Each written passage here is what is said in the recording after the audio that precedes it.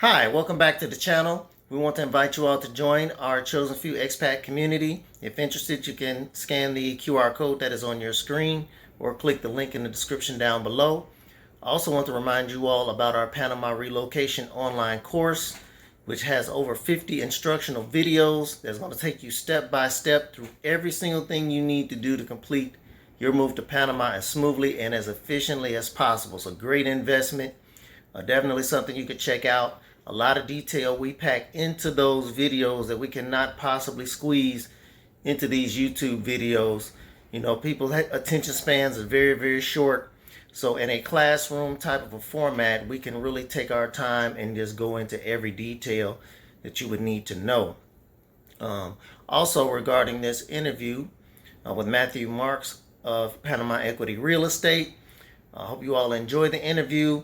He speaks a little bit of some high-end properties here, but they do have, other properties available.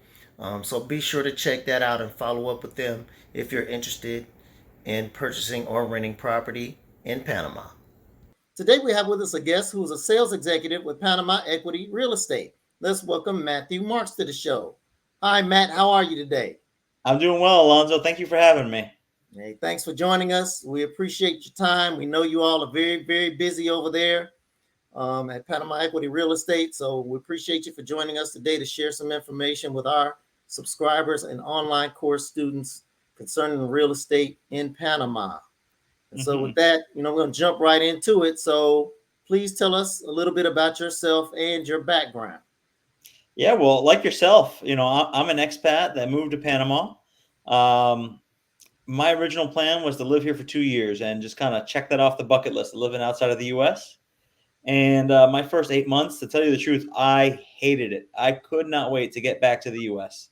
I was living in Cherokee. I just moved from South Beach, and it was a bit of a culture shock of, slower lifestyle. After those first 8 months, I moved to Panama City, and it was just that light bulb moment of like, this is exactly what I'm looking for. Miami light, Miami, a fraction of the size and even a fraction of cost of living. And that 2-year experiment is now going on 14 and a half years. That's great. That's amazing. 14 and a half years as an expat in Panama. That's great. So you'll be able to provide some good general information for us, just aside from all of the real estate stuff, just in general about life in Panama. So that's great. Absolutely. I've seen a few things change. Yeah, I'm sure you have. So can you give us a brief history of Panama Equity Real Estate? Yeah. So Panama Equity Real Estate was founded in about 2007 by Kent Davis, our founding and managing partner. Really wanted to step up the game of local real estate companies. Our slogan is providing a professional real estate experience in Panama, and we specialize in the expat market. So most of the buyers that I work with are coming over from overseas, the U.S., Canada, Europe, South Africa, really spans the globe. And then on the seller side, we do work a lot with expats who are looking to either upgrade or move to a different area. But we also work with a lot of local Panamanians just to really have a wide range to offer our clientele. Okay, thanks for that. So you did mention specializing in expats in terms of your clients, but is there a particular area of the country that you specialize in, or do you got, how broad is your reach, basically? Absolutely. So I'm based out of Panama City, but I do drive all the way out to Buenaventura, which is about 2 hours from the city. And we do have sales staff up in the mountains, El Valle, out in Santa Maria, the beaches, someone that lives out there full time as well. And then, we have a couple other members of the team that are here in the city as well. Okay, that's great. So what would you say is the current state of the Panama housing market, and what is like your 5-year outlook for it? That's a really broad question. It depends on the type of market you're going into. Are you looking to move to Panama? Are you going with your family? You're retiring, or is this just an investment play? What I would say for someone that's looking to move here is it is a buyer's market. You can definitely negotiate off the price. What we typically see are Panamanians and the local market will inflate their price by about 5 to 8%. So that way they have room to negotiate on where their real number is. So come in here realizing that there is going to be some room for negotiation, and it's always a no if you don't ask.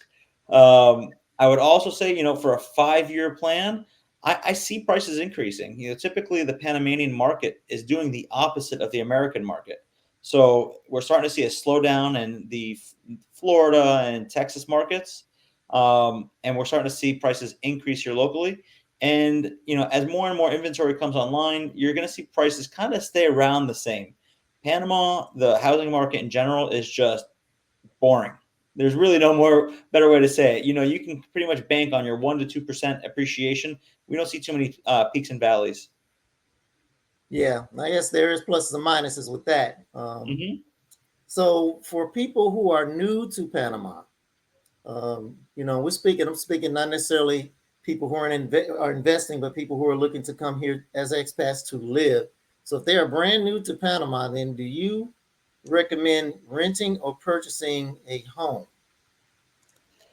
There's really no right answer. I can't tell you how many times that I will work with a family who's looking to rent. They want to make sure they know the area they're going to. And then as soon as they walk into a house, you just get that feeling, that warm, fuzzy feeling when the door swings open, and you say, "Oh my God, this is it!" Like, just I don't Yeah. need to see anything else, and they'll go ahead and make a purchase. It happens all the time. You really have to go with your gut feeling. If you're not sure which region you want to be in, then for sure, let's make sure you rent. I don't know if I'm going to go to the beach or if I want to be in the city. I would suggest you rent for 6 to 12 months. Figure that out. And even in the city, because the city's neighborhoods are so different. Let's take a look at Bella Vista and compare it to Avenida Balboa and compare that to El Cangrejo. Where do you feel most comfortable? Um, I see on both sides of the coin. If you find a place and you feel like this is it, don't risk losing it for a higher sales price or someone else coming in behind you. Happens all the time. We see a lot of times where someone says, "Oh, but it's a slow market. Let me think about it for a couple of weeks," and then when they call me back, the property's gone. Wow. Yeah, because I had always heard, that it's a lot easier to purchase a home than it is to sell. Homes tend to sit on the market for, quite a while. So yeah, it's too bad that some people may have gotten caught up in that for their particular situation. But, all you can do is advise them, That's Let exactly right. And that's the advice that historically we've seen is, hey, it is easier to buy than it is to sell. And so they take that to heart, and then they call back in a few weeks and it's gone. If you find the right property, make sure you make a move. Um, yeah, and addressing the easier to sell side as well, that really just depends on price point. We've listed homes that have sold in 24 hours, and we've listed homes that have sold after 2 years. So if you price it right, you do your research, and you take some advice, you can sell within a few months. wow. That's amazing. Yeah. I wasn't aware you could, move things that quickly here. So Absolutely. one other question I know a lot of people are going to have with regarding mortgages. So, can foreigners obtain a mortgage, and if so, what are some of the challenges that they may encounter when seeking a mortgage in Panama?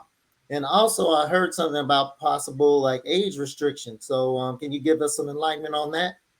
Absolutely. So 100%, a foreigner can purchase with a mortgage. You can obtain a mortgage in Panama.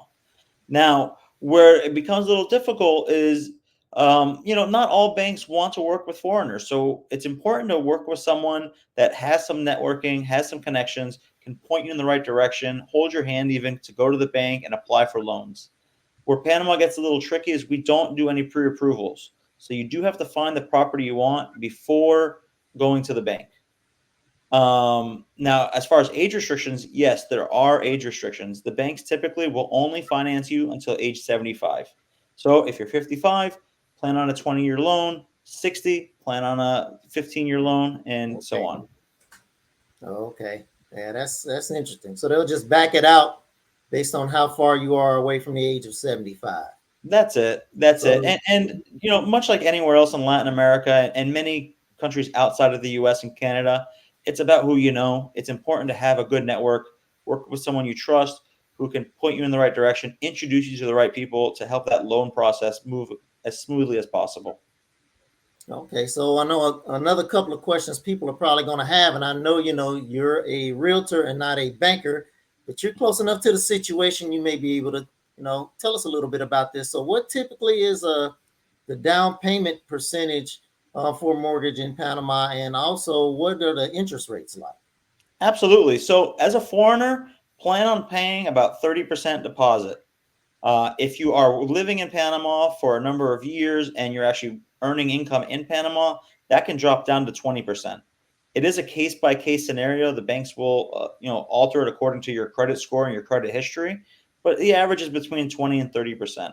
Now, the rates do fluctuate, but we are seeing right now for expats rates around 7.5%. Okay, thanks for that. And so as far as the rates, because I know Panamanian banks are very, very conservative. So you mentioned the rates for expats being around 7 or 8% now. How does that compare to like pre-pandemic rates? Has it been any kind of sharp increase? Is it kind of is it fairly level and consistent, or what does that It, look like in the past? it's been pretty consistent. Before the pandemic, the rates were still around 6%. So they have gone up about 1.5 points. But, no large spikes and valleys like, just like the value of homes. Yeah. Okay. So another question some people may have is, do foreigners have the same rights as Panamanians when purchasing a property? And they absolutely do. I get this question quite often because of some of the laws in other countries. Panamanians or Panama law does not change according to if you're a foreigner or you're a Panamanian when it comes to property rights. So you have all the same rights that a Panamanian has. Even if you're not a citizen or a full time resident, if you're still looking, there are zero restrictions for you to purchase here. Okay, that is great news. So that's going to make a lot of people more comfortable with trying to make the purchase. So now you mentioned in terms of the timing, you sold some homes fairly quickly. Mhm. Uh, they were not on the market long, but what does the timing look like in terms of the lead time from a signed contract until closing? What does that typically look like? All right, so there's going to be a few factors here. If this is a property that is a resale with no mortgage, and as a buyer, you're not taking out a loan or a mortgage, you can close within 30 days. Typically, we're going to put 45 days on the sales contract, in case of anything that delays the process. But 30 days and less are our typical lead time on from the signing of the first contract, the promise to purchase and sale, to actually closing. Now, if there's a mortgage involved on either side of the table, you're going to extend that out to about 60 to 90 days. And that just is because, there's a lot more paperwork, a lot more involved with, having the banks get in touch with each other so they can excuse the current loan that's on the property. Wow, 60 to 90 days. So, thank you for sharing that. That's good information, for a lot of people. So if you heard that out there in terms of your planning, I know, at least in the United States, you may be used to being able to get this done in within a few weeks, 3, 4 weeks. Mhm. So you can plan on this process taking a lot longer in Panama. So thanks That's for that absolutely information. right. And Alonzo, you've been here long enough. You know that sometimes we tend to have the mañana mentality. So it's important to kind of push things through and not allow them to go at their own pace. And again, that goes back to working with a professional who has experience and has contacts. So, we can stay on top of them and keep things moving forward. That's right. Yep. Push it on through. Hmm. So generally, um, how much are property taxes in Panama? So property taxes are quite low. I mentioned that I'm from Florida, and property taxes there are pretty high. Here, if you're looking at a property that's around, let's say, $500,000, you're typically looking at an annual property tax, paper napkin math, probably about $2,200 per year. The way you do the math is the first $120,000 of your property value are not taxable. Every dollar after that, up to 700,000, is taxed at a 0.5% of the property value, and every dollar over that 700,000 threshold is 0.7% on the taxes. Okay, yeah, that's actually pretty good. It's not too bad at all. I think a lot of people will be happy to hear that. It's low. So, It's not very complicated to figure out. mhm. So, when people are looking to purchase a home, I know in the United States. So, with my apologies to Canadians and Europeans and others out there, I'm not exactly sure how things work, in some of those countries, but people are usually make the decision most of the time to get a real estate agent. Sometimes people will like try to sell the homes themselves. They'll do for sale by owner and things like that. And one thing that plays into that is the commission percentage for real estate agents, which I know in the U.S. is around 6, I believe. They split. So what does that look like in Panama in terms of typical commission percentage for real estate agents? Absolutely. Here, it's typically between 5 and 6%.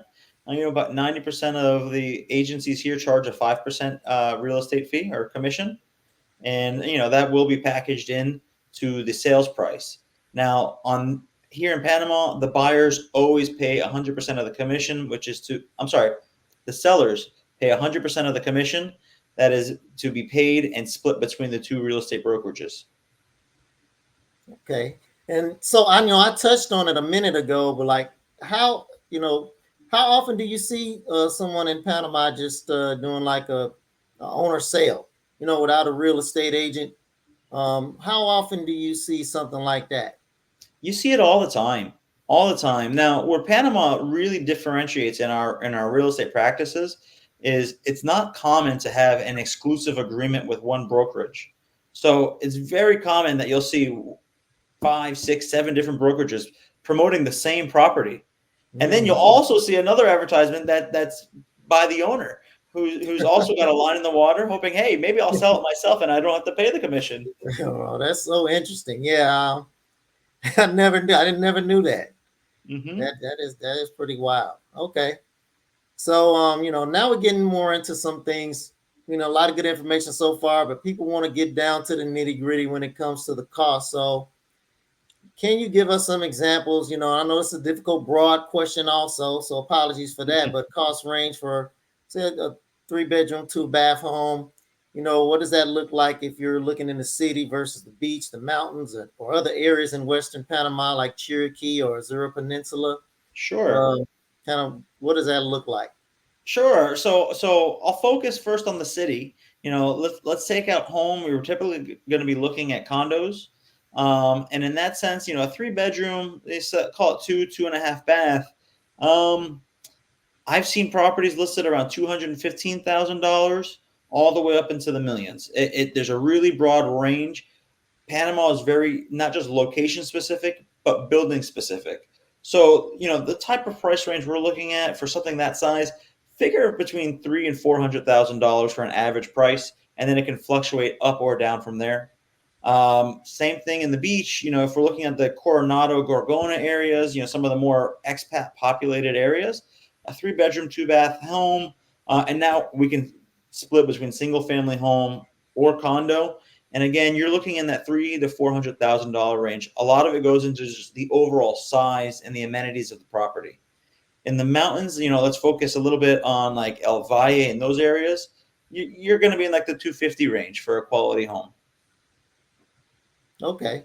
How about in like Western Panama, Cherokee, or areas like Petitcy and places like that? How do I those don't know prices those compare? markets as well. Yeah, they're a Mhm, little bit further out of my range, but from what mhm. I see online, the Azuera Peninsula, depending on how remote your home is, you can find something, in the 300 range to $400,000 or $500,000 range, and further out towards David, Cherokee, and those areas, those prices they can drop quite significantly. There, you can be in the 150 to $200,000 range. But again, I put the caveat that I'm not an expert on those areas. That's just Right, pure what I see online. right. Okay, well, thanks for all that information about home purchases.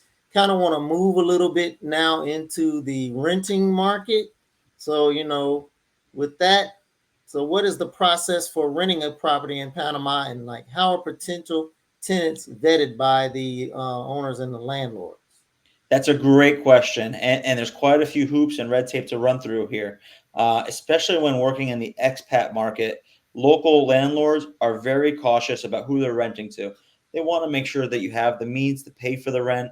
that you're not going to leave after, a shorter amount of time. So there will be some background checks, and it's very basic. If you're employed, they're going to want a letter from your employer showing that you are gainfully employed, you can afford the rent. They're also going to ask for a bank reference letter. Now, this is always a tough one with Canadians and Americans. In Panama, I assure you it is standard. They're not asking for any personal information. It's just a simple letter from your bank, about 2 sentences. Dear so and so, Alonzo has been a client with us since 2009, and he has at least 5 digits, in the bank account. So, they're not going to give the exact amount. They're just going to say, they have 5 digits, they have 6 digits, whatever it is. So it adds a little bit of comfort to the landlord that you are gainfully employed. You do have some funds in the bank. You're not living paycheck to paycheck. The other one, they will ask for some personal reference letters in some cases. So, again, that's just a friend saying, I know Alonzo, he's a great guy. Very, very, very simple. What are we missing is, I think that pretty much covers it. Yeah, those personal reference letters, and then you should be okay. Okay. Because people will sometimes ask, like, okay, well, what about a credit check or whatever? It's like, well, that may be a possibility, but I just don't know if you see that here as often or not as part of the vetting process. Yeah, and we don't use FICO scores here locally. So, and many people in our world are just moving to Panama, so they're not going to have a local credit score. So that's why the reference letters from your bank, your employer. If you're on Social Security, you can even get a letter from your pension fund or Social Security that shows that you do have a certain amount of money coming in every month that you can afford the rent. Okay, great information. So, what then is the typical deposit amount? And on the flip side, if something were to go wrong, then how much notice is required for terminating the lease, whether it be the owner terminating or the tenant terminating? So the deposit varies from landlord to landlord. I see typically either first and last month, or first, last month, and an extra deposit. So, if your rent's going to be $1,000 a month, plan on a $2,000 or $3,000 deposit. It's that simple. Now, as far as termination of a lease goes, you're actually protected by Panamanian law. You can terminate the lease at any time by giving 30 days written notice. Yeah, that is that's pretty good. And that's also for the owner. That's on the flip side. The owner can also terminate the lease within, with 30 days notice, correct? That is correct, but there's an extra caveat for the owner. They can't Okay. just decide willy-nilly that we found someone else that's going to pay us double your rent and they're going to Mhm. evict you. The law states they can give you a 30-day notice to vacate, but only in the case that they or an immediate family member will be using the property for their own homestead. Now, if they do execute that option, they also are not able to sell the property for 3 years. So there is some Whoa. protection for renters. That's a lot of protection, I Mhm. would say. Okay. So similar to what we talked about when purchasing the home, people want to kind of get into the costs. What's typical, for renting, they say a 3-bedroom, 2-bath Sure. home in the city, beach, the mountains. First wanted to kind of cover this for a home in like a 3-bedroom, 2-bath home, and then maybe a 2-bedroom, 2-bath apartment or condo. Absolutely. So let's go to the same order. In the city, Mhm. a 3-bedroom home, again, depending on the neighborhood you're looking at, you can find something for around $2,000. If you're going to go to a nicer area of town, plan on spending about, $4,000 a month on rent. Single family homes, they are typically more expensive. So if you're looking for a 3-bedroom single family home in a nicer area in Panama City, you're looking at $4,000 and up. Now we'll move out to the beaches area. Again, I'll focus on Coronado, Gorgona, because they seem to be the hub of where most people are moving. A 3-bedroom property, you're probably looking, it depends on the season. So, that area of Panama tends to be very seasonal. From November to Easter weekend, it's March, April. That's going to be the high season, and you're looking at paying about $2,500 to $2,800 a month. But on the flip side, if you're outside of that high season, you can find something in the $1,200 to $1,400 range. And if you do a long-term rental for 12 months, you'll find some happy medium in between the two. If we were looking at something at a 2-bedroom range, it's going to be around the same. I would say During busy season, 2,000 to 2,200 would be fair, and then drop that down to about $1,200 during the off season. Okay, Mm-hmm. thanks for that. So same question as before. Excuse me. Same question as before regarding foreigners having the same rights as Panamanians when renting property. You already alluded to one thing, so that is the question: do they have the same rights as Panamanians? They do. They do. Panama is very expat friendly. The government made a decision many years ago that they want people to feel comfortable moving here, retiring here, investing here. So, as a property owner and as a renter, you will have all the same rights that a Panamanian has. That is outstanding. So, I think you kind of covered really pretty much everything regarding the real estate, home purchases, rentals. So the next question I had is if you have any advice for our students or subscribers on becoming an expat in Panama. And this again is, could be related to real estate, could just be related to life in general, or both. So that's a great question. I'm happy you asked that. The first advice would be this is not home. We do things a little differently here. I alluded to it before, the manana mentality. So, it's okay to push, but things do move at a bit of a slower pace here. Keep that in mind. Have an open mind and at least a basic understanding or a basic concept of speaking the Spanish language. You don't have to be fluent. I moved here not speaking a word of it, but just going that little extra step will go a very long way. The Panamanian people are very friendly, very outgoing. Many of them are bilingual. They're just a little shy about speaking English because it's not their native tongue, just like you and I would be, shy about speaking Spanish. Right, right. So with that, how can our subscribers and online course students contact you at Panama Equity Real Estate for more information? Absolutely. You can write to me directly. It's Matthew at panamaequity.com. You can reach out to our website or even comment on your YouTube channel, and we'd be more than happy to get in touch. Okay. I'll put up here on the screen the contact us information from the contact us page of your website. That's perfect. People can go there, and I will also be sure to add in your email address that you mentioned, and then as you mentioned, people can also place a comment down below, and we will get their information to you. So thank you for joining us today, Matt, and thanks for all the information that you shared with us. Appreciate your time today. And It's been my pleasure. Thank you for putting out the great content. We really love your work.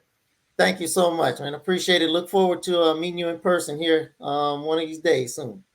Likewise. Thank you very much. Be well. All right. Take care.